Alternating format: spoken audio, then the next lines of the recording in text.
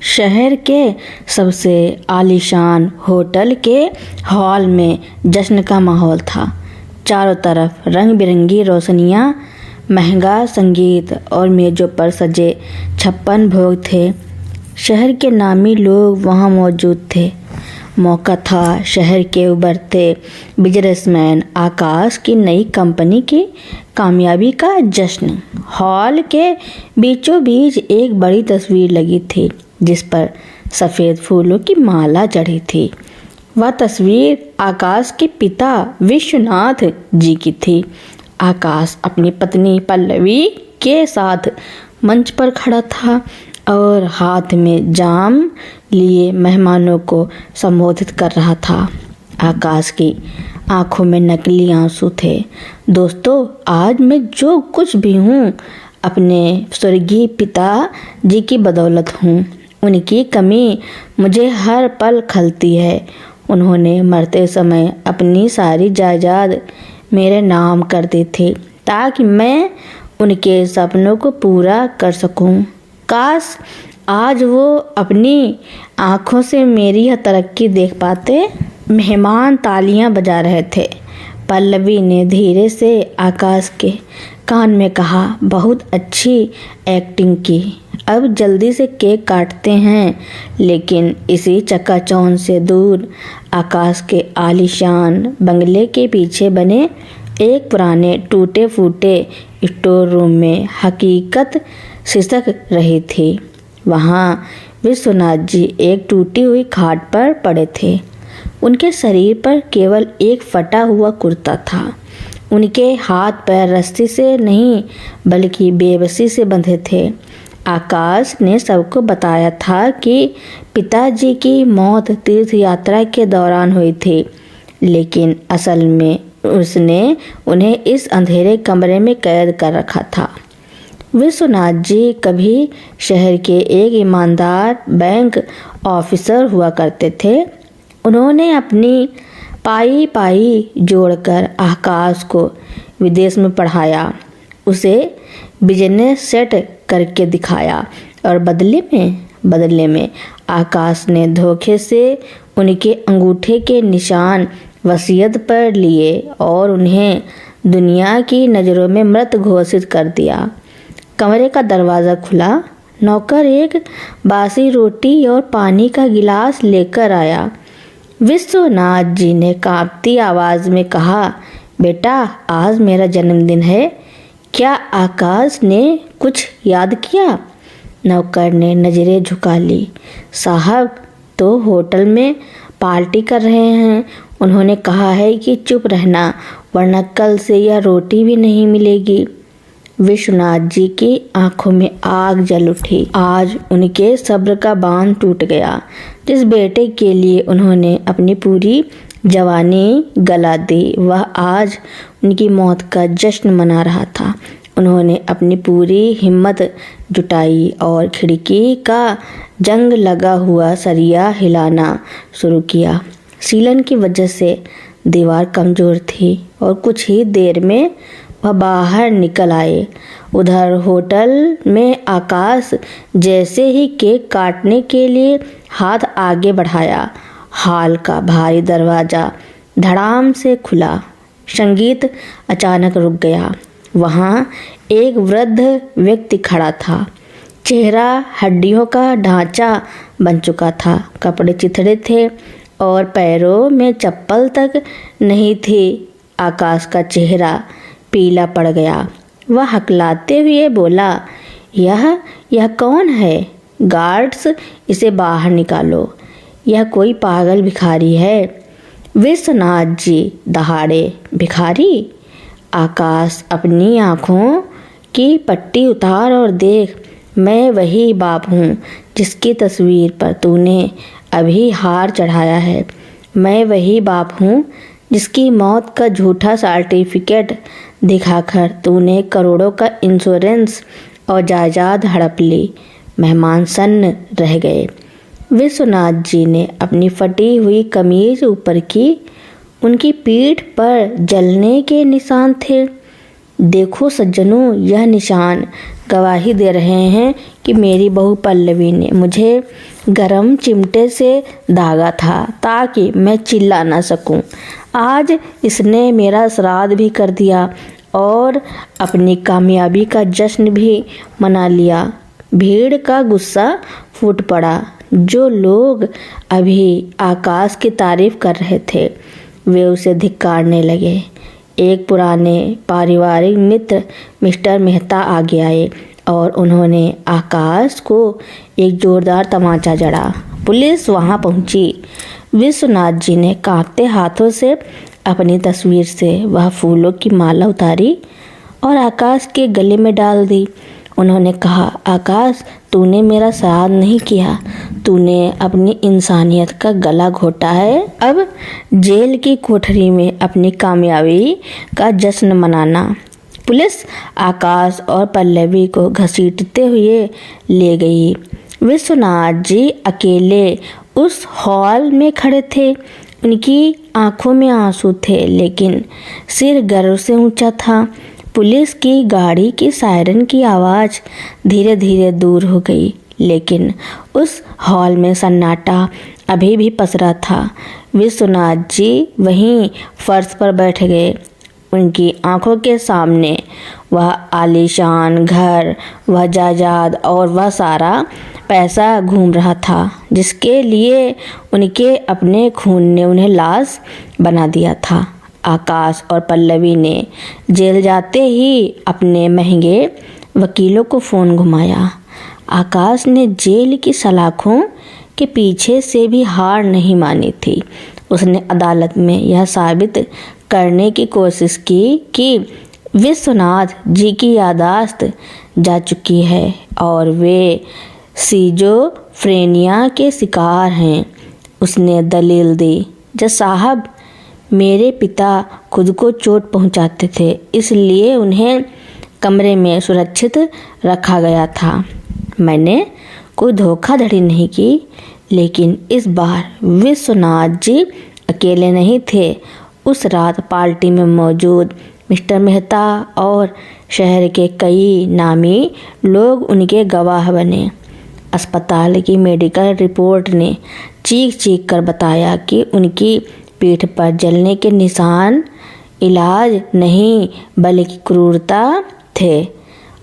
Court ने आकाश की जमानत याचिका रद्द कर दी और उसकी सारी संपत्ति को केस चलाने तक सील करने का आदेश दिया।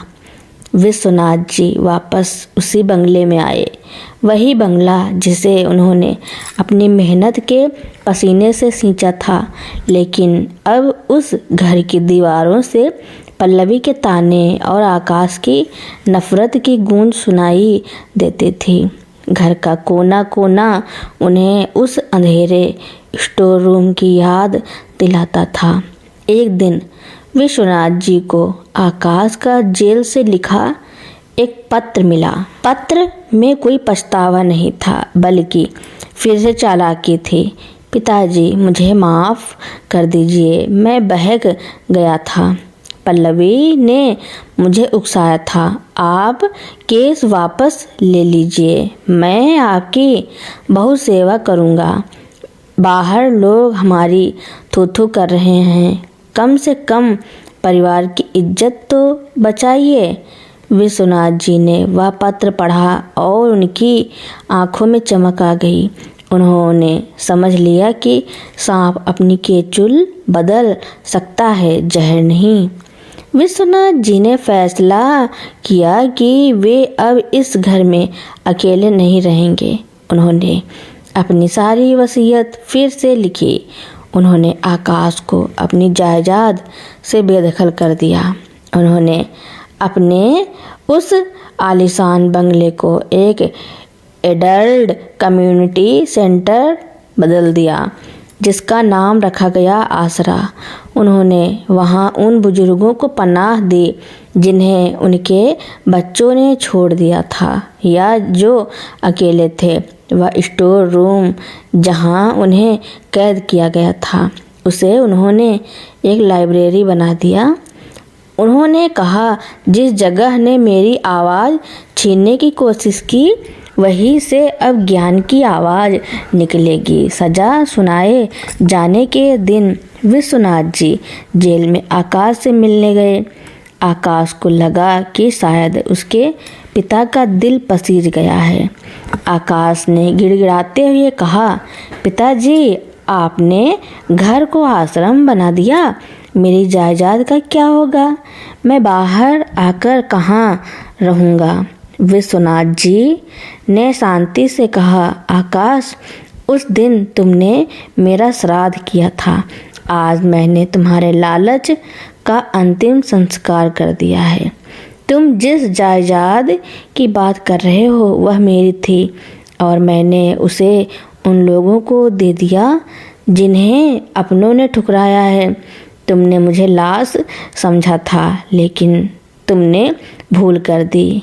एक पिता मर सकता है, लेकिन उसका स्वाभिमान कभी नहीं मरता।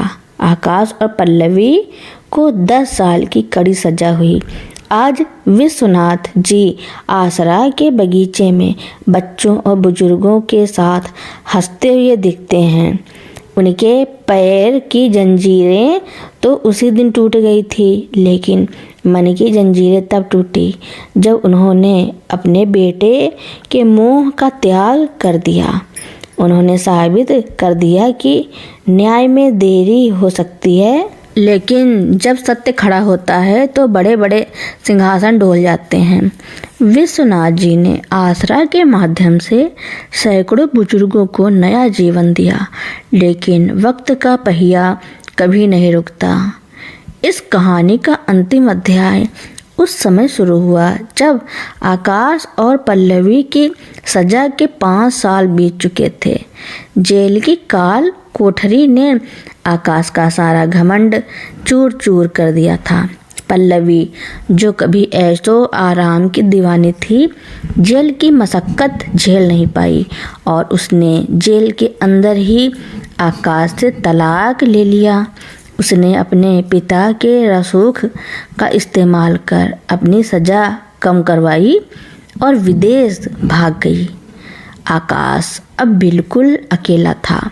उसके पास न दौलत थी, न पत्नी और न ही वह बाप जिसकी उसने जीते जी तस्वीर टांग दी थी। एक सुबह जेलर ने आकाश को सूचना दी कि उसके अच्छे व्यवहार के कारण उसकी सजा कुछ कम कर दी गई है और वह अब रिहा हो रहा है। आकाश जब जेल के भारी दरवाजे से बाहर निकला तो उसके हाथ में सिर्फ एक छोटा सा झोला था। शहर बदल चुका था और उसके नाम का खौफ और रुतबा धूल में मिल चुका था।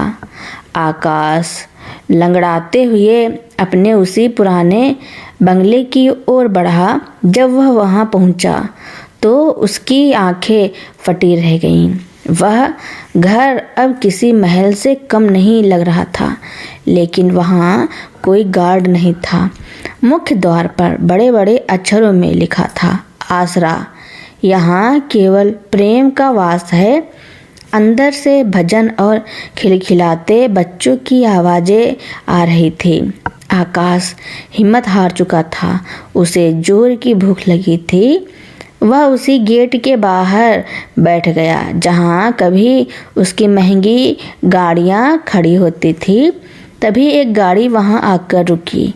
सफ़ेद धोती कुर्ता पहने, हाथ में लाठी लिए एक बुजुर्ग गाड़ी से नीचे उतरे।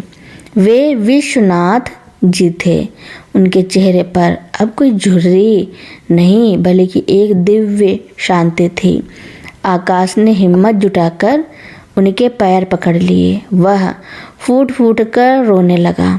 पिताजी, मुझे पहचानिए, मैं आपका बेटा आकाश। विश्वनाथ जी रुके। उन्होंने आकाश को ऊपर से नीचे तक देखा। उनकी आंखों में ना नफरत थी ना प्यार, वहाँ सिर्फ एक तटस्थता थी। आकाश गिड़गिड़ाया, पिताजी, मुझे माफ़ कर दीजिए। पल्लवी मुझे छोड़कर चली गई। मेरे पास रहने को छत नहीं है। मैं भूखा हूँ, क्या आप अपने बेटे को सड़क पर मरने देंगे?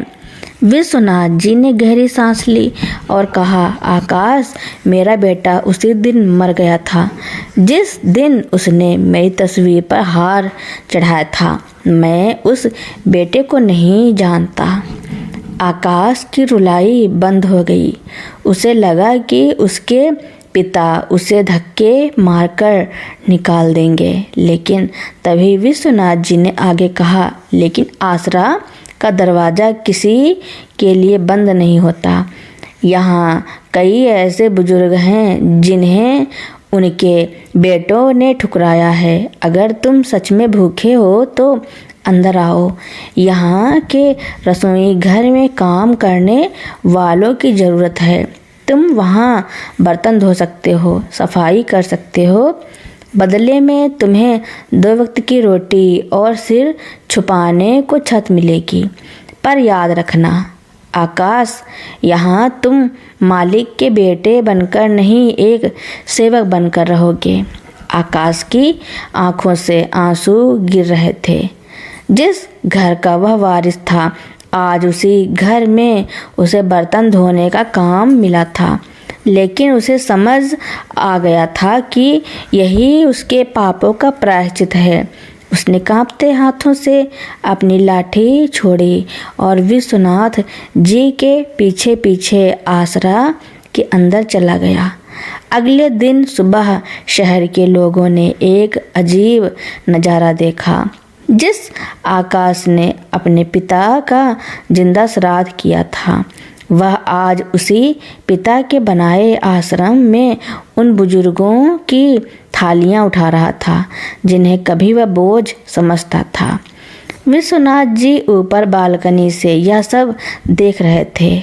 उन्होंने महसूस किया कि सजा देना आसान है, लेकिन किसी के अहंकार को मारकर उसे इंसान बनाना ही सबसे बड़ा न्याय है।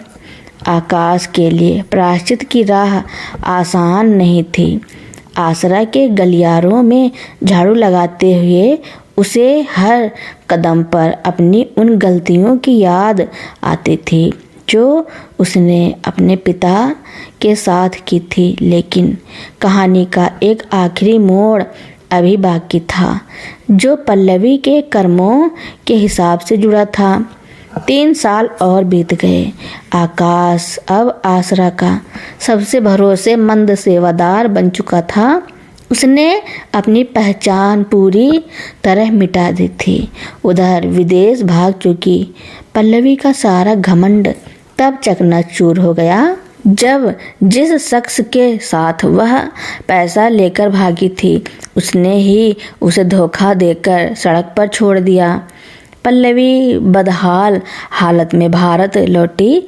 उसे लगा कि आकाश जेल से बाहर आ गया होगा और शायद आसरा की संपत्ति पर अब भी उनका हक होगा।